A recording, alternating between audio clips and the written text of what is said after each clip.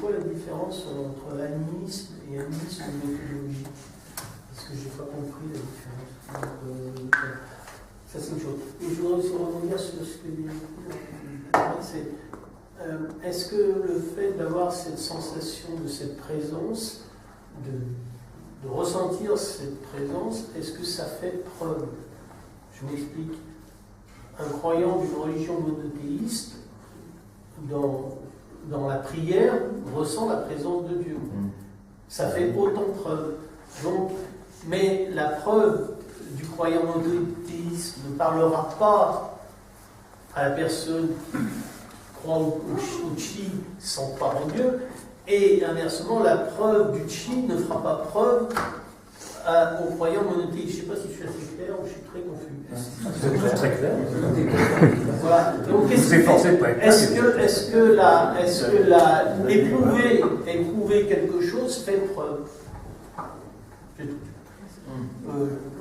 précise que je suis croyant, donc je suis pas en train, c'est pas une vision matérialiste qui fait poser la question, mais enfin moi je suis pas sûr que ce qui fait preuve pour l'un le fait automatiquement pour l'autre, et que ça doit être une vérité universelle, quelle que soit la spiritualité ou la religion à laquelle on se réfère, ou la non-spiritualité. Un tout petit mot sur l'idée d'animisme méthodologique. Oui. Ça fait écho à ce que disait, à la question posée. Est-ce qu'on y croit, est-ce qu'on n'y croit pas? Bien évidemment, du point de vue de la science moderne, on ne peut pas y croire. Mais nous ne sommes pas uniquement des croyants à la science moderne, nous sommes également des êtres humains ordinaires. De ce point de vue-là, on a une tendance à y croire.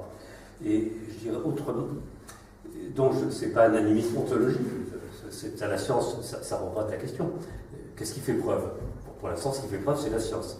Et pour l'instant, la science, elle n'est pas animiste, pas du tout. Voilà. Mais en tant qu'humains, cherchant du sens, nous avons tendance à être animistes, et j'aurais tendance à dire que nous avons intérêt à l'être.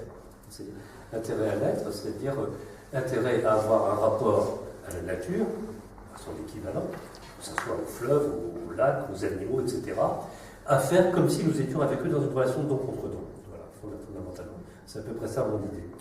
Après, ils feront ce qu'ils voudront, moi j'en sais rien.